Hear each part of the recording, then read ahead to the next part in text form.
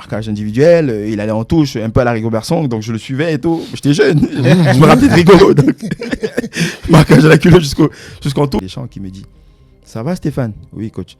Comment tu vas? Ça va bien coach. Tu aimes bien Marseille? Tu veux venir à Marseille? J'ai dit oui coach. Il dit que ouais, il faut que tu viennes. Donc je vais en Suisse voir Inzinegger, qui était mon agent. Attends, du coup, si tu as fait Madrid, après on te dit qu'il faut aller à Everton. Et entre-temps, on te détourne pour Marseille. Pour Marseille. Quand j'arrive à Marseille, j'ai monté une structure au Cameroun, j'en ai une en Belgique. Bien sûr, c'est des structures qui permettent de pouvoir donner la meilleure réponse possible aux parents et aux joueurs lui-même pour avoir la bonne information de ce qu'il va faire dans sa carrière de football. C'est maintenant le Stéphane Dia, homme d'affaires. Non, même pas du social parce que... mais c'est important les divisions d'éducation. C'est une structure, l'éducation, c'est une priorité pour notre pays, le Cameroun. Ça permet à ce qu'on puisse avoir des. Effectivement, je pense qu'il est en train d'arriver. Ouais. Il est en train d'arriver et je répète encore, il écoute maintenant. On espère aussi qu'il y aura un prochain Stéphane Dia, président de l'Africa. Attention, parce qu'après, ils sont capables de dire oui, il veut la place de toi, ça va mettre d'autres problèmes. Attention, parce que.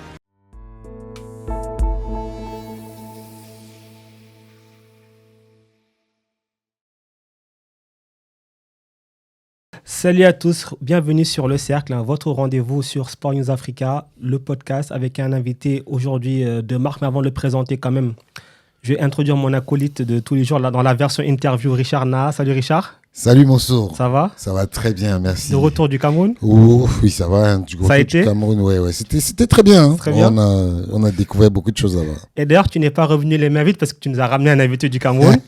Notre invité, vous l'avez forcément connu sur les pelouses européennes dans plusieurs championnats. Français, anglais, il a été en Turquie, il a fait une expérience en Chine dont il nous parlera. Il a été international camerounais avec les Lions Indomptables. Passé à ça d'une canne, peut-être aussi qui nous racontera ça. Notre invité, c'est Stéphane Dia. Bonjour Stéphane. Bonjour à vous, bonjour. Merci d'avoir accepté l'invitation déjà. Oui. Ça fait plaisir. Hein. Merci, c'est moi qui vous remercie. Je remercie Richard et vous deux, parce que je suis content d'être là, super content d'être là. En tout cas, à l'occasion de rappeler aussi que vous pouvez donc retrouver ce podcast sur toutes les plateformes, YouTube, Spotify, sur tous les réseaux. Il y aura toutes les capsules et façon tous les liens. N'hésitez pas à vous abonner, à partager, repartager, commenter, dire un petit peu ce que vous en penserez. Alors déjà, Stéphane, on va un petit peu revenir sur ton parcours parce que c'est pas un parcours qui est forcément linéaire parce que tu pars de la Caddy Sport Academy, tu arrives au haut niveau international. Comment s'est fait ce cheminement et déjà comment est-ce que ça a commencé pour toi le foot à la Caddy Sport Academy? Waouh, j'étais à la maison avec mes parents et puis il y a eu une détection de la Caddy Sport Academy à la Cité Verte. C'est un quartier qui est proche de la maison. Donc de là, je fais une détection de 200 personnes. Et nous étions 4, Serge Ngal, moi, Ngimbo, c'est un joueur qu'on ne connaît peut-être pas, et il y a un autre joueur qui... Et nous sommes entrés à la Caddy Sport Academy, on a fait une autre détection de 400 personnes. Okay. Wow. Et parmi les 4, il y a 2 personnes qui ont été retenues, donc moi, avec les différentes autres personnes. Moi et Serge Ngal, avec qui on a fait la Coupe du Monde des moins de 17 ans. Avant ça, et puis on a intégré la Caddy Sport Academy. Mais Stéphane, je vais un peu mettre les pieds dans le plat parce que tu sais, ton départ de Caddy Sport Academy pour Rennes a créé beaucoup de problèmes. C'était quoi l'affaire?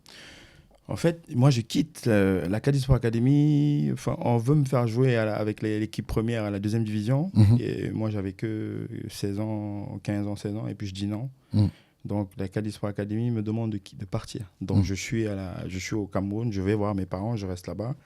Et je joue au quartier avec des amis. Et puis de là, tu as le coach des moins de 17 ans qui me voit et qui veut que j'aille avec eux à la CAN des moins de 17 ans. Je crois que c'était au Swaziland, je crois. Et puis j'ai dit non, moi je vais aller en Russie parce qu'il y a quelqu'un qui voulait que je parte en Russie. Et j'ai dit non, je vais aller en Russie. Ils gagnent la CAN, ils reviennent. Et il doit aller en Coupe du Monde en Finlande. Et là, mon père, il m'appelle, il me fait asseoir, il me dit, écoute, ça, c'est une opportunité qu'il ne faut pas louper. Donc, il faut que tu ailles en Coupe du Monde. Et c'était là, je vais en Coupe du Monde avec le Cameroun. Du quartier, de la maison des parents. Incroyable. Ouais. Parce que, mais Stéphane, comment s'est passée l'adaptation à Rennes? Parce que tu es parti du Cameroun pour Rennes directement. Oui, effectivement. Après quelques essais, je fais l'essai à Lyon, je fais avec Yves Colleux, avec Paul Le Guen. J'ai fait à Toulouse avec Imana qui m'a très bien accueilli, exceptionnel. Makoun aussi à Lille, à Nantes aussi, avec Vaïd qui était coach avant de repartir au PSG. Et puis je fais un test au PSG aussi. Oui, avec la première équipe. Et puis on me surclasse avec l'équipe première. Donc, mais à cet âge-là, à cette époque, j'avais 16 ans. Tu as 16 ans, voilà. Parce qu'on rappelle à ce moment-là. 16 ans et demi, donc il fallait avoir 18 ans pour. Mais à cette époque-là, les mineurs pouvaient justement être transférés intercontinent. Exact. Donc ce qui fait que. Bon, ils ont voulu, à Lyon aussi, ils ont voulu absolument que j'ai mes 18 ans pour partir, pour venir signer. Non, mais par contre, je signe à Rennes parce qu'à Rennes, je ne voulais même pas. Je peux le dire maintenant parce que la prescription. Moi, je voulais rentrer au Cameroun parce que j'étais amoureux de ma copine et puis je me suis dit ouais, je vais rentrer. Ça fait 2-3 semaines que je suis à l'extérieur et puis Olivier Noah et Pete Bacardi, et le frère de Pete Bacardi qui m'ont convaincu d'aller à Rennes. Donc je suis arrivé à Rennes, première séance d'entraînement. Bagarre à l'entraînement avec gros cuf et tout ça parce que je fais un tacle et tout, le coach en réserve. Oui. Et le coach de l'équipe première qui était Laszlo Bologna, il a entendu ça, donc il a fait une opposition entre la réserve et l'équipe première 2 jours après. Et puis je marque le coup franc et je fais le coupé décalé. Je t'en essaie, je fais le coupé décalé. Un peu à la Drogba, tu vois. Et puis le coach de la réserve qui était Landry Chauvin m'appelle, il me dit mais qu'est-ce que tu fais? Parce qu'ils c'était un peu très difficile cette période parce qu'ils gagnaient pas trop et puis il fallait être très très, très comme ça. Et le coach Bologna m'appelle dans son bureau, il me demande si je veux jouer au club. Je dis oui, bien sûr, c'est un très grand club, j'ai envie de venir ici parce que je sais qu'ici vous donnez la chance aux jeunes de pouvoir jouer rapidement. Donc Patrick Rampillon me signe et à la réserve, je fais un contrat à réserve pro, mais je pars. On me donne mon appartement avant que je parte au Cameroun. Je dis non, donc je vais au Cameroun. Et puis quand je reviens, je fais 2 mois pour avoir les papiers, tout ça. Je fais 2 mois, après je reviens à Rennes. J'ai eu un petit appartement comme ça. Et puis le Rampillon m'a dit mais je t'avais pris l'appartement, t'as refusé. Et du coup, voilà, c'est comme ça que j'intègre le club Stade Rennais. Et puis après 2-3 mois ou 4 mois après, je signe mon contrat, ou 5 mois je crois, je signe mon contrat pro avec ça va vite quand même. Très vite. Et à ce moment-là, justement, est-ce que tu as conscience de ce qui est en train de se passer? Parce que tu es encore très jeune, le laps de temps est très très court et tu as toutes ces choses qui s'enchaînent. Effectivement, tu n'es pas préparé parce que tu es innocent, tu Cameroun, sur le plan culturel, tu n'as pas toutes ces informations, tu n'as pas ces codes, tu es tout jeune, tu fais des petites erreurs. Tu fais un test et tu bagarres, tu vois. C'est des choses que j'ai eu la chance de signer, mais c'est des trucs que tu maîtrises tout pas. J'avais pas vu ma maman pendant plus de 10 ans parce qu'elle s'est séparée avec mon papa, donc je savais pas où elle était. Donc j'ai eu la chance que le club fasse des recherches pour que je puisse retrouver ma mère et puis je l'ai fait venir à Rennes. Mais Stéphane, quelle est la génération que tu as eue en réserve?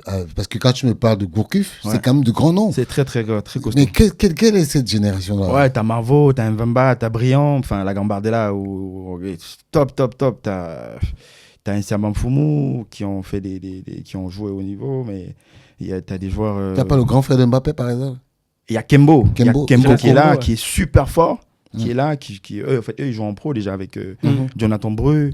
Il y avait des joueurs exceptionnels. Donc, j'ai eu la chance de faire partie de cette génération-là. Et puis, ils m'ont très bien accueilli. Moi, je venais du Bled, je venais du Cameroun, c'était très compliqué.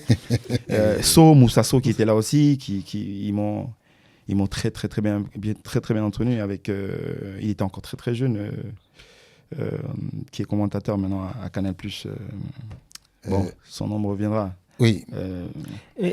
Du coup, en plus, à l'époque, à Rennes, il y avait une grosse communauté africaine. Oui. Il y avait une grosse communauté africaine parce que je me souviens, on faisait des blagues en disant que Rennes, il pourrait gagner la CAN. Du coup, non, mais c'est vrai, en plus, je m'en souviens maintenant à l'époque parce que ça remonte, ça a quand même dû vachement faciliter l'adaptation. Oui. Ouais, et puis, tu as la chance d'avoir Patrick Rampillon qui était le patron avant avec Pierre aussi qui était en pro, mais tu avais Patrick Rampillon et Landry Chauvin qui m'ont très, très bien installé. Patrick Rampillon m'a mis à l'aise. Je ne sais pas si je peux le dire, il s'occupait bien de moi. J'étais très très bien. J'avais Estelle qui était au centre de formation, qui m'a appris à faire à manger, qui m'a montré un peu les codes, comment se tenir, comment saluer les gens, comment se tenir à table aussi. Alors justement, tes débuts en pro, ça se passe comment? Waouh, très très très bien parce que tu as Monterrubio, tu as Cyril Jeunechamp, tu as Olivier Sarlin, tu as John Otaka. qui me prennent dans le vestiaire et qui m'accueillent très, très facilement. Puis mon adaptation s'est fait très, très, très, très facile et très rapidement parce que j'avais la chance d'avoir ces cadres autour de moi. Et puis Jimmy, qui était en pro aussi, qui montait. Jimmy Briand, effectivement. Jimmy Briand, qui me mettait bien, quoi.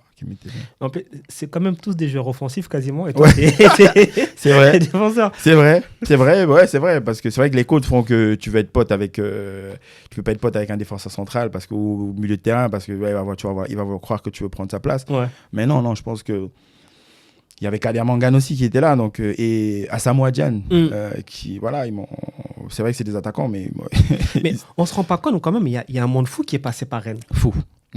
Parce que là, quand tu dis les noms, moi je me souviens, mais c'est des monstres. Ouais, c'est des monstres. C'est des joueurs de foot super talentueux et forts qui étaient capitaines dans leur pays. Enfin, Asamoah, John aussi au Nigeria. Mais pourquoi vous n'avez pas gagné le championnat? Parce que on était toujours quatrième. L'Europe, on était toujours quatrième. Toujours bien placé. Toujours bien placé pour l'Europe, pour jouer la Coupe de l'UEFA, mais c'était un peu compliqué parce qu'il fallait un problème d'effectif. On avait Alexander Frey, exact, qui était Suisse. Exceptionnel, trop fort. Donc ils m'ont accepté. C'était très facile parce que j'étais très très respectueux. J'étais travailleur. Moi, je faisais les séances d'entraînement. Je faisais des entraînements avec le coach qui me prenait face au mur. Je faisais des passes contre-orientées pendant des heures avec Laszlo Bologna. Donc, j'étais très content. Parce mais Stéphane, est-ce que tu as le souvenir qu'on parlait déjà de toi au Cameroun étant au centre de formation de Rennes?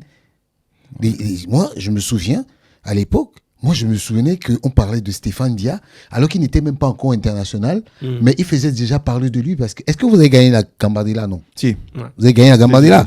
Parce que justement, je me souviens qu'on avait dit, c'était de Camerounais, Stéphane Dia a gagné la Coupe Gambardella. Ça, c'est la période où je suis là. Mais je n'étais pas encore inscrit, donc ils ont joué.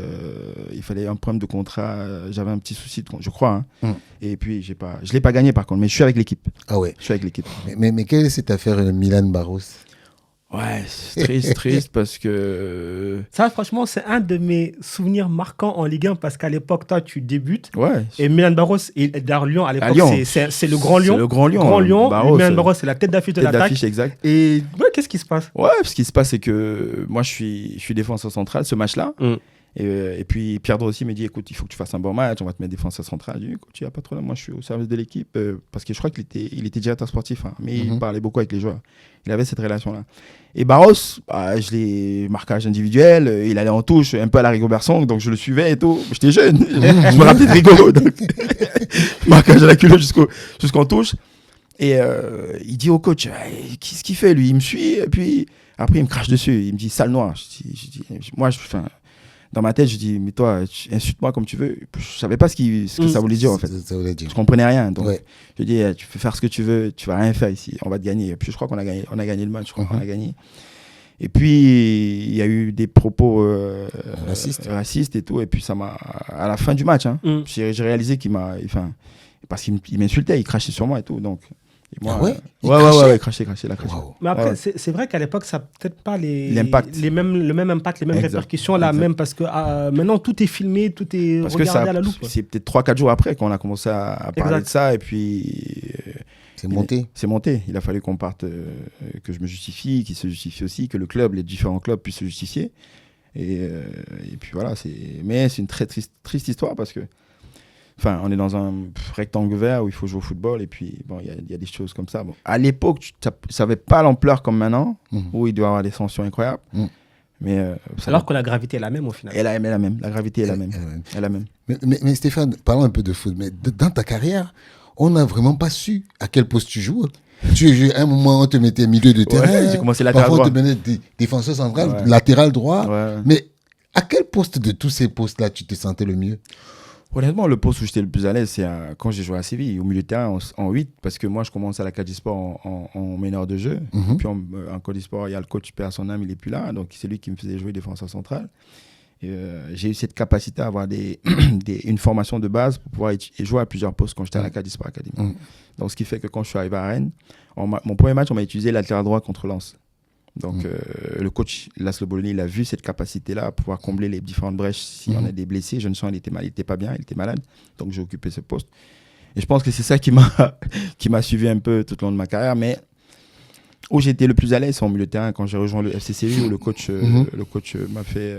On jouait avec 2 milieux de terrain, 6-8, et du décalage des latéraux. Donc tactiquement, j'étais plus à l'aise. Mais Deschamps, lui, il a toujours utilisé défenseur central. C'est même lui qui a fait qu'on découvre Stéphane, défenseur central. Mais il vient de nous avouer qu'il avait déjà joué défenseur central à Rennes. Effectivement. Si, j'ai joué avec John Mensah. John Mensah qui est à Rennes aussi, avec qui j'ai joué défenseur central. Quand Kader il arrive, je joue défenseur central. Mais quand le coach Guy Lacombe, il intègre le Stade Rennais, il est coach, il me fait jouer milieu de terrain. Il me fait meneur comme 8-10, faux 8-10. Donc c'est lui qui m'a donné le plus de confiance quand j'étais à Rennes. Mais Laszlo Bolny me laissait jouer. Sauf que je comblais des brèches. Et il voulait absolument que j'ai cette capacité à pouvoir être présent s'il a besoin de moi à différents postes. Mais milieu de terrain, je suis plus à l'aise. Alors, tu parlais de Séville, mais avant Séville, il y a eu l'Olympique de Marseille. Oui. Passage Rennes-Marseille. Oui. C'est pas rien quand même, parce que généralement, quand on joue à Marseille, on change de dimension. Oui. Les attentes sont plus les mêmes. Oui. Je pense que tu le sens dès que tu arrives à l'aéroport. Ouais, dès que tu arrives à l'aéroport, t'as des. On arrive en jet. Moi, je connaissais pas ce qu'on appelait jet. Moi, j'étais au Cameroun. On me prend, on m'amène en Suisse. Je viens en Suisse, j'arrive à Saint-Jean-de-Luz pour rencontrer le coach, parce que. Je répète toujours, parce que je le dis, moi, quand je quitte Rennes, c'est pas pour aller normalement, je devais aller au Real Madrid. Donc, j'arrive en Espagne. En Espagne, on me dit, je dois signer l'après-midi, voir le président. Et puis, on me dit, non, il faut que tu partes à Everton. Donc, quand j'arrive à l'aéroport de Paris, à Charles de Gaulle, j'ai le coup de fil du coach. Il y a Deschamps qui me dit, ça va, Stéphane? Oui, coach. Comment tu vas? Ça va bien, coach. Tu aimes bien Marseille? Tu veux venir à Marseille? J'ai dit oui, coach. Il dit que ouais, il faut que tu viennes. Donc, je vais en Suisse voir Inzinegger, qui était mon agent. Attends, du coup, tu as fait Madrid. Ouais. Après, on te dit qu'il faut aller à Everton. Et entre-temps, on te détourne pour Marseille. Pour Marseille. Quand j'arrive à Marseille, je rencontre le coach avec Guy Stéphane. On s'assoit, on parle. Et moi, je suis content parce que je vois Didier Deschamps qui a une carrière exceptionnelle, qui a qui a été un joueur exceptionnel, qui a gagné la Coupe du Monde, qui a la Juve, tout ce que voilà. Et puis tu as des propos d'un coach qui veut te faire confiance, qui veut créer le projet autour de toi et qui te convainc à rejoindre ce grand club qui est l'Olympique de Marseille. Donc j'ai même pas hésité. J'ai dit oui. Le lendemain, je suis revenu et puis je crois 2 jours après, j'ai signé à Marseille. En plus, à Marseille, du coup, tu vas gagner tes premiers trophées. Ouais. Coupe de la Ligue. Ouais, coupe de la Ligue, oui, exact. Coupe de la Ligue. Et puis, bon, il y a une grosse équipe à Marseille à ce moment-là qui met en place Deschamps. Effectivement. Une grosse équipe. Oui. Mais c'est toi, à ce moment-là, en fait, est-ce qu'il te dit directement que tu vas jouer défenseur central ou à la base, il te dit, viens et puis on va voir? Non, même pas, parce que quand je parle avec lui, il me dit, ouais, parce que à Rennes, j'ai joué milieu de terrain, donc la demi-finale, quand on perd contre Marseille au Vélodrome, je crois une demi-finale, on joue contre le Vélodrome, je fais un très très bon match. Je pense que c'est de là où il a dit, bon, si je prends le club. Et le discours est clair. Il veut me recruter pour gagner des titres. Est-ce que tu es prêt? Coach, je suis prêt, coach, à jouer avec vous. Vous me faites confiance, je donne le meilleur de vous pour que vous soyez satisfait. Donc, il dit qu'il va construire une grosse équipe parce qu'il vient pour gagner le championnat et gagner différents titres. Et moi, je suis tout jeune, donc j'arrive. On perd la finale avec Rennes contre Sochaux ou en Coupe de France. Donc, j'étais un peu déçu, mais tu es content de signer dans un très grand club pour pouvoir gagner ces trophées-là. Mais en tant que Camerounais, quel est ton état d'esprit quand tu signes à Marseille? Parce que tu sais, quand même, Marseille, c'est un club qui est vraiment aimé au Cameroun. Exact. Et tu étais, si mes souvenirs sont bons, tu es le 4e Camerounais à signer à Marseille. Exact. Et est-ce que tu penses à ça quand tu... Oui, t'es fier parce que, surtout que tu joues pour la sélection nationale du Cameroun et que tu as cette ferveur africaine, populaire, camerounaise qui te pousse et qui fait ça. Tu étais supporter de Marseille avant ou pas? Franchement, non, parce que j'ai fait les tests à Paris. Je peux le dire maintenant, mais j'ai fait les tests à Paris. Donc, j'arrive à Marseille, tu as la chance d'avoir le coach Deschamps, tu as Guy Stéphane qui me parle avant aussi, qui me convainc, qui me rassure que je vais jouer et que si le coach t'a fait venir ici, c'est pour que tu joues titulaire. Donc, il construit une très très grosse équipe. Souleymane Diawara, Nyang, il était là. T'as Lucho Gonzalez, il fait venir Atembe Dafa, il fait venir. Taiwo aussi. Taiwo aussi, Taiwo il était là. Taiwo, l'ami. Oui, mon ami avec qui on a créé des liens. Jusqu'à aujourd'hui, on est bien, bon, avec tout le monde, mais avec. Mon frère. Mon frère, c'est mon frère. C'est un mec exceptionnel d'une autre culture, d'un autre pays, avec qui m'a très bien accueilli. Mamad aussi, Mamad Nyang, qui était le capitaine, qui qui m'a mis à l'aise. Enfin, je pense que c'est le groupe en lui-même, parce que même Lucho, qui venait de Porto, qui était espagnol, il m'a accepté.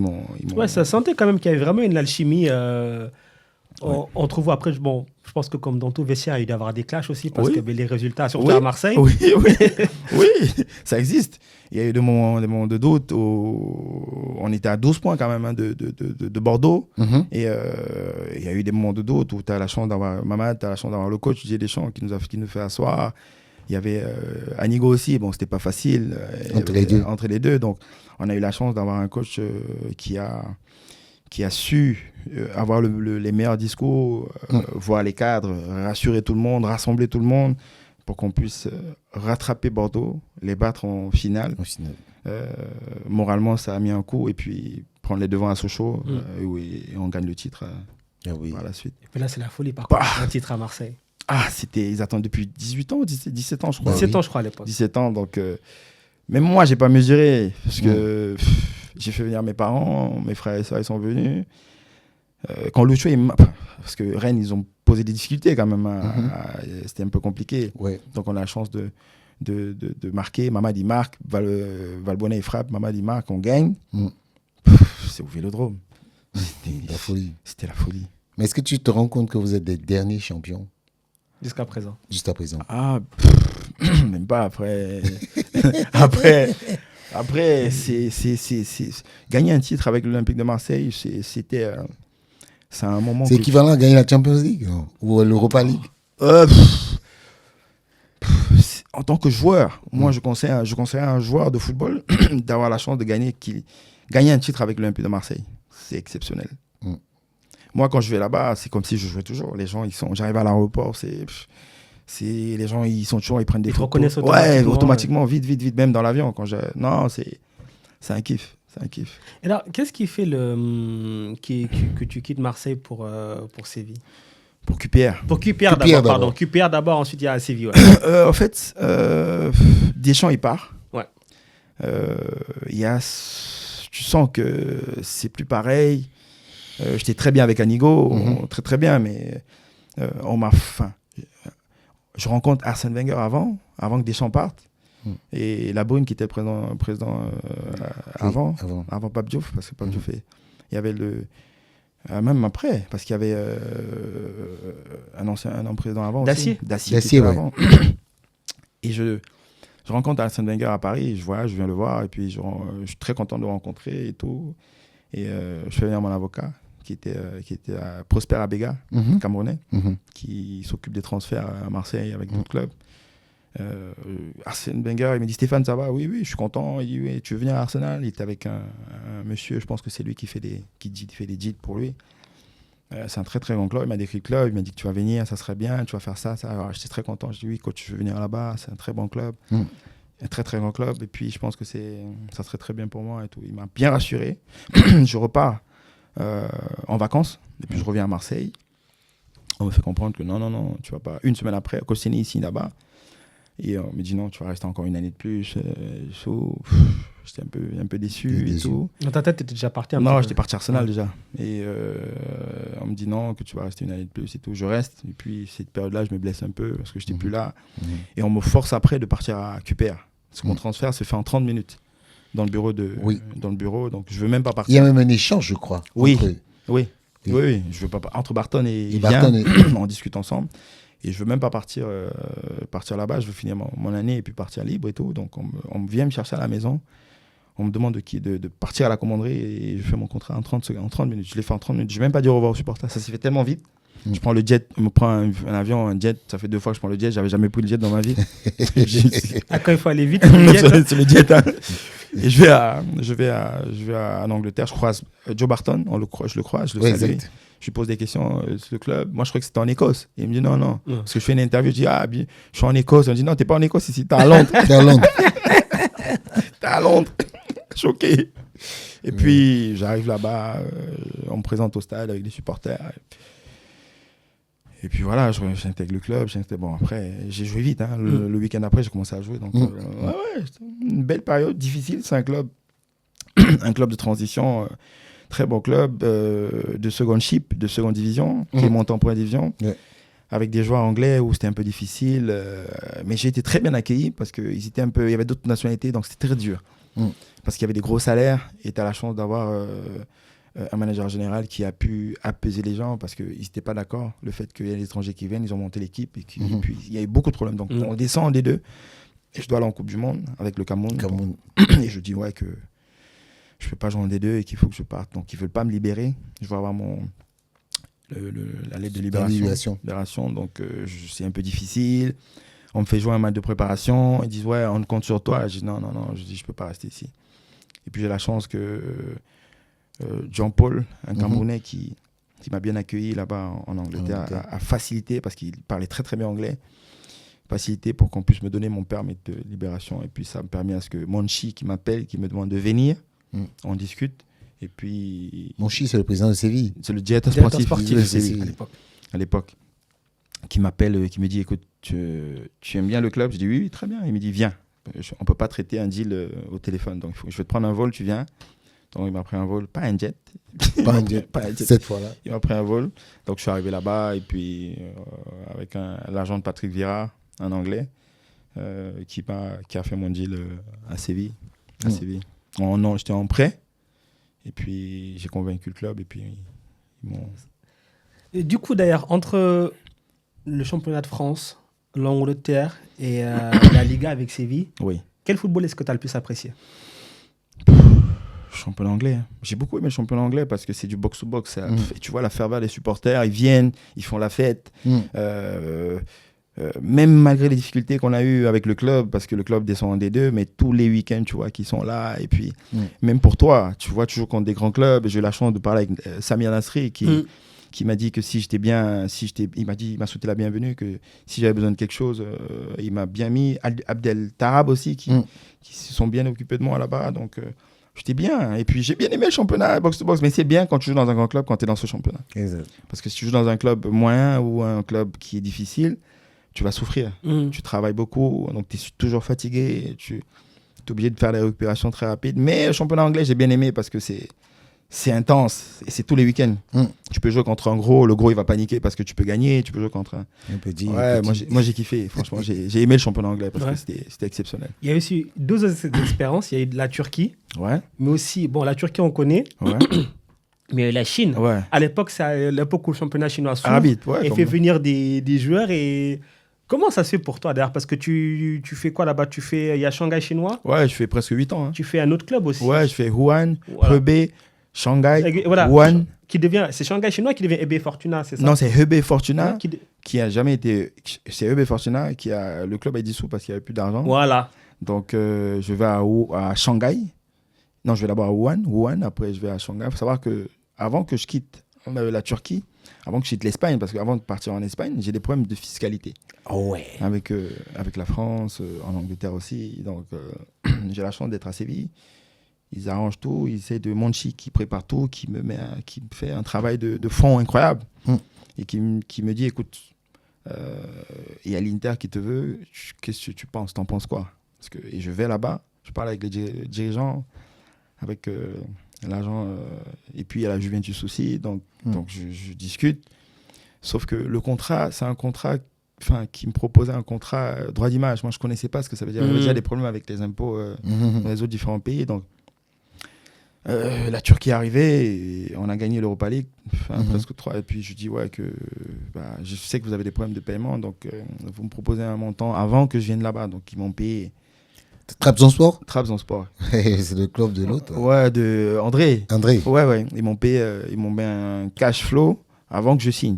D'accord. Donc, j'avais des garanties. Pour sécuriser. J'ai pris un an de contrat avant de signer le contrat et d'aller dans le club. Donc, ce qui fait que 6 mois, le président après qui est venu, il a pété un câble. Il dit comment on peut lui faire un contrat comme ça? Et puis, la Chine est arrivée. Donc, c'est de là que le coach qui était en Chine, qui s'appelait Li Tie, qui me regardait beaucoup à Séville, qui m'aimait beaucoup et qui a demandé au président de me faire un chèque blanc. Donc, quand il fait un chèque blanc, moi, je ne sais pas ce que ça veut dire. On dit, prends ce que tu veux. Donc, moi, je ne savais pas. J'avais Rita qui s'occupait de moi aussi parce que j'ai changé.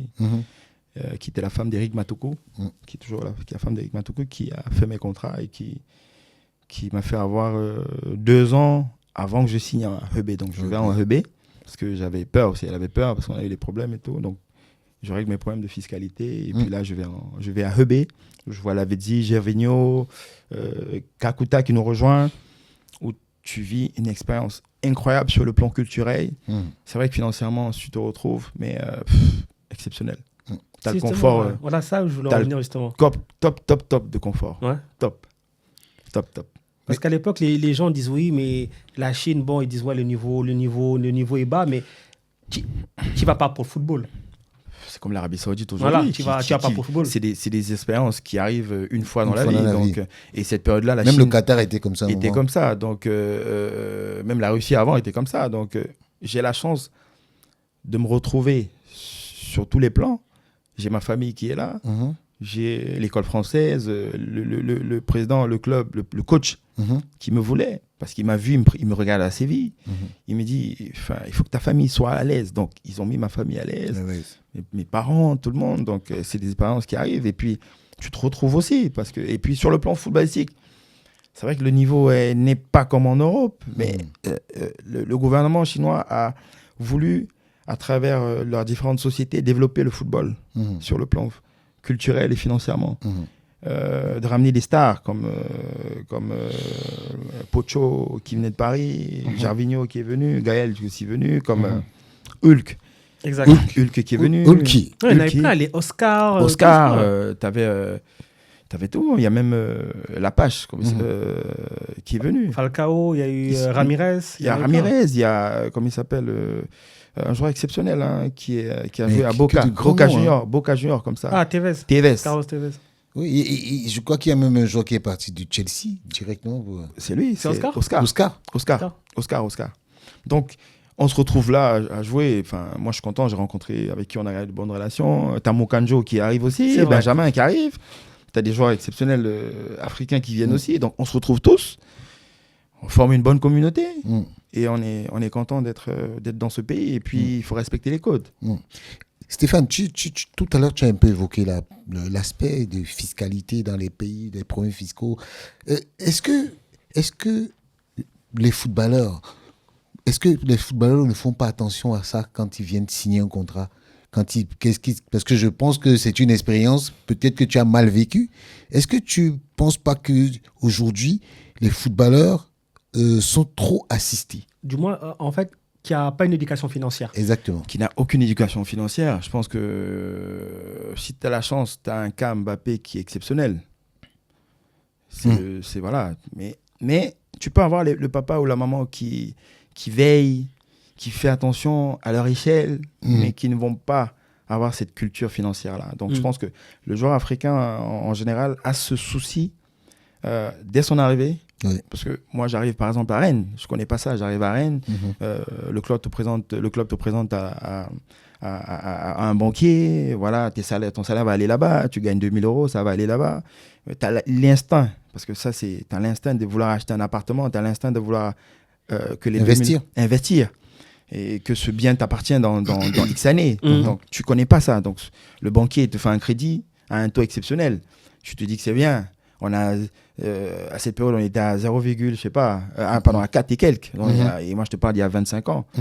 Tu te retrouves 20 ans après, tu te dis, waouh, il faut que tu renégocies le prêt. Il faut avoir l'intelligence de pouvoir demander à renouveler le prêt pour pouvoir te retrouver. Pour que le club, la banque, par exemple, refuse que tu payes le crédit parce que les intérêts vont... Il y a tout ça, mais ça, tu ne connais pas ça. Ça, tu viens d'Afrique, tu ne connais pas ça. Donc, je pense qu'aujourd'hui, des structures comme celle-là, on a besoin de ça, le joueur africain, pour être... parce que dans la durée, tu risques toujours d'avoir des problèmes parce que l'appartement que tu achètes dans le pays où tu résides, il faut que tu veilles au niveau de la fiscalité, il faut que tu veilles au niveau de la taxe foncière, il faut que tu veilles au niveau de... C'est ça. Il y a plein de choses que tu ne maîtrises pas qu'il faut gérer parce que le pays où tu vis, il y a une fiscalité. Et chaque pays a sa propre fiscalité sur tout ça. Propre fiscalité. Et puis même surtout dès le départ, je pense qu'il y a une erreur que beaucoup de joueurs font, c'est que quand on leur présente le salaire qu'ils auront, pour eux, c'est ce qu'ils vont toucher en net, alors que c'est en brut. Ils ne pensent pas aux impôts. Exactement. Toutes ces choses-là. Et du coup, après, quand ça te rattrape, ça peut faire très, très mal quand même. Ça fait très, très mal. Moi, ça m'a rattrapé, ça m'a fait très, très mal. Donc, j'ai eu la chance d'avoir la Chine. Donc, ça m'a permis à ce que je puisse... Et que je fasse mon autocritique moi-même sur le plan de la fiscalité personnelle, sur le plan de la différente fiscalité dans différents pays où je suis. Je pense qu'il faut s'assister. Il ne faut pas être assisté. Il faut avoir une structure qui conçois et avec qui tu travailles. Avec qui tu travailles, avec qui tu as confiance. Surtout confiance. Ouais. Surtout confiance. Mais Stéphane, avec cette expérience-là, est-ce qu'aujourd'hui, tu n'es pas quelqu'un qui peut aider les jeunes? Parce que je pense qu'il faut qu'on se dise la vérité. Stéphane, il a une structure. Mais est-ce qu'à travers ta structure, tu peux pas aider tes jeunes frères? Parce que au vu de ton expérience, au vu tu es venu ici très jeune. Oui. Donc, est-ce que tu peux pas aider ces jeunes-là à... Si, bien sûr.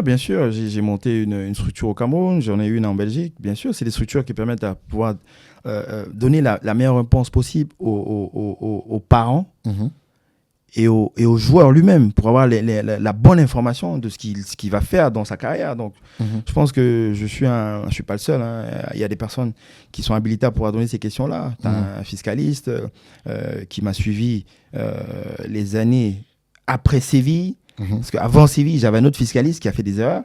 Celui que j'ai eu après Séville m'a très bien orienté. Il m'a dit, écoute, où tu te retrouves, tu as énormément de problèmes.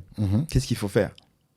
Va dans un pays où tu sais qu'on va te donner le cash, tu vas régler ça et puis tu vas bien structurer tes choses et l'après-football. Donc, je suis avec lui et on a monté cette structure-là pour permettre bien sûr à les joueurs africains de pouvoir se développer, d'avoir la meilleure réponse possible sur les différentes questions qu'ils peuvent poser. Stéphane, qu'est-ce qui est plus difficile?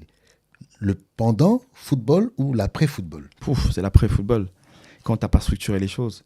L'après-football, si tu n'as pas bien investi sur le plan intellectuel, parce qu'il faut aller à l'école, le football, quand ça s'arrête, tu n'as plus un salaire, tu n'as plus de revenus qui entrent.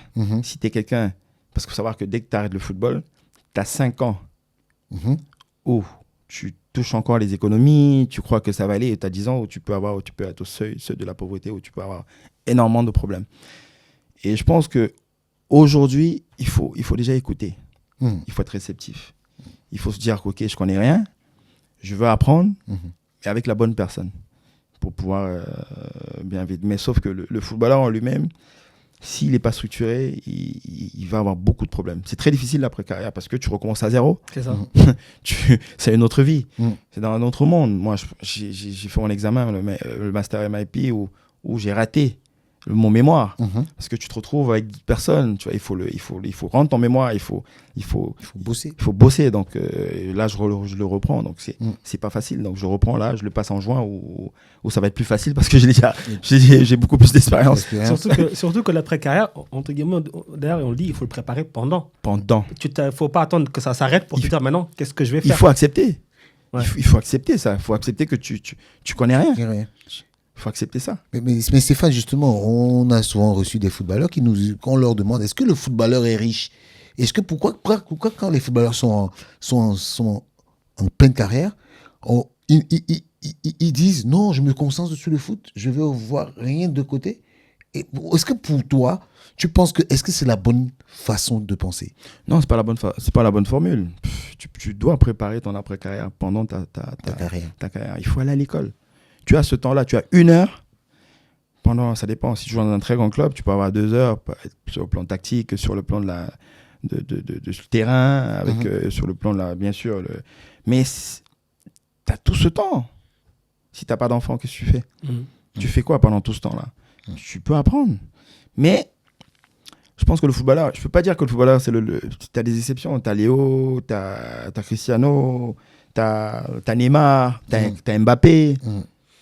T'as Karim, Benzema, c'est des gens qui ont... Il y a d'autres. Mais c'est des exceptions. Et les autres joueurs, qu'est-ce qu'ils font? Ils sont pas super riches. Ils n'ont pas la bonne formule. Ils croient avoir la bonne formule, ils l'ont pas.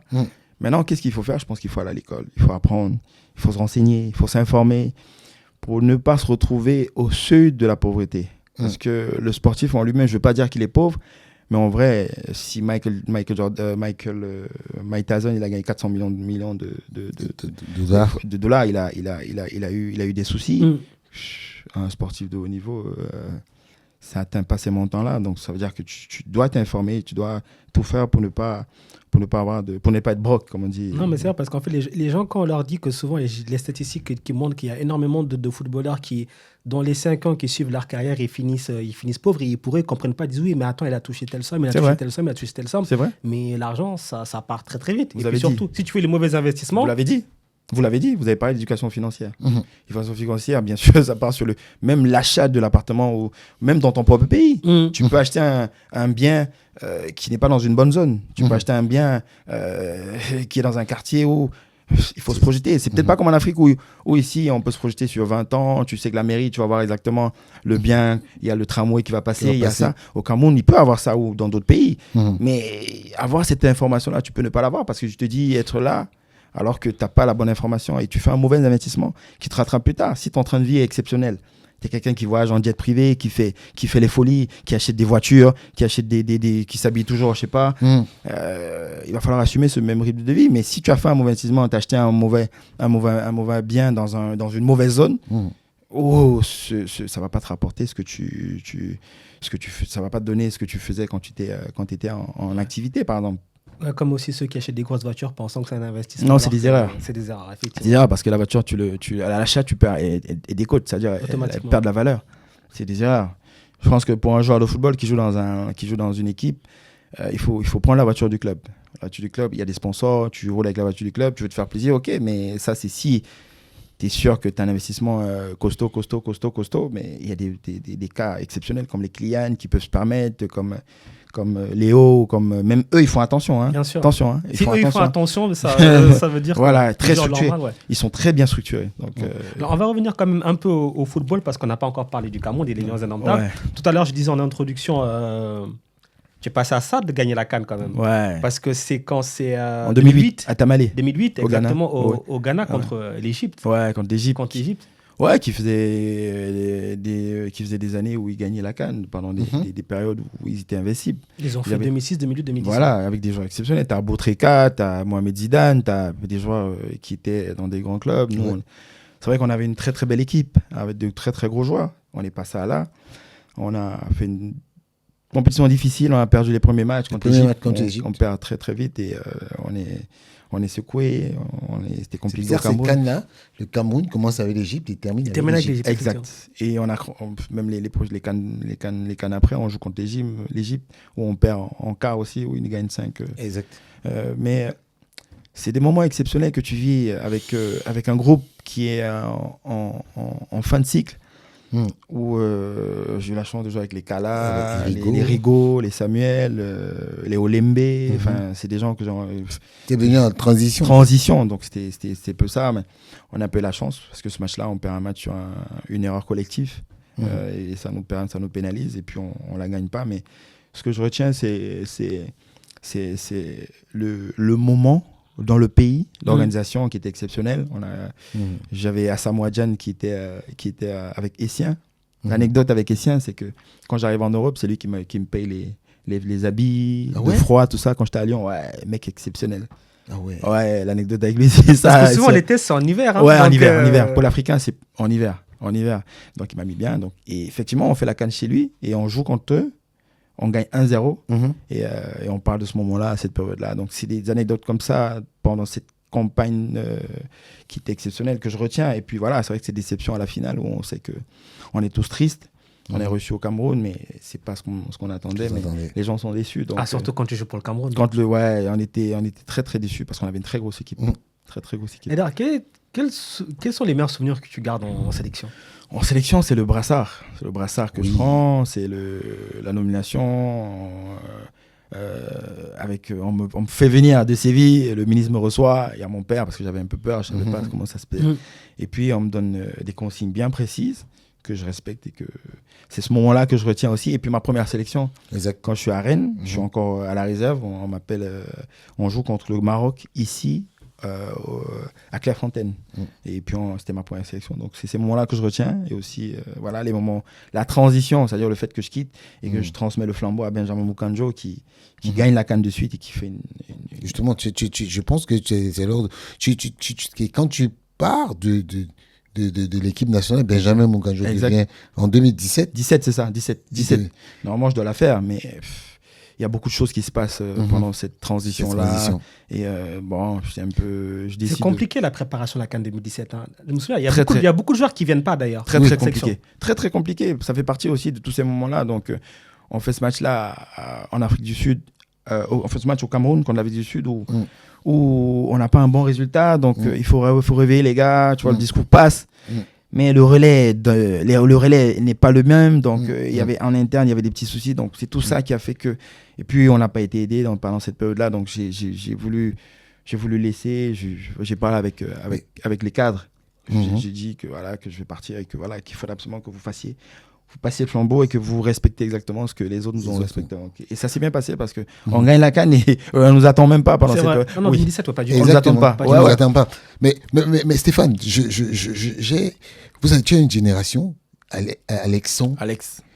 Landry Nguemo.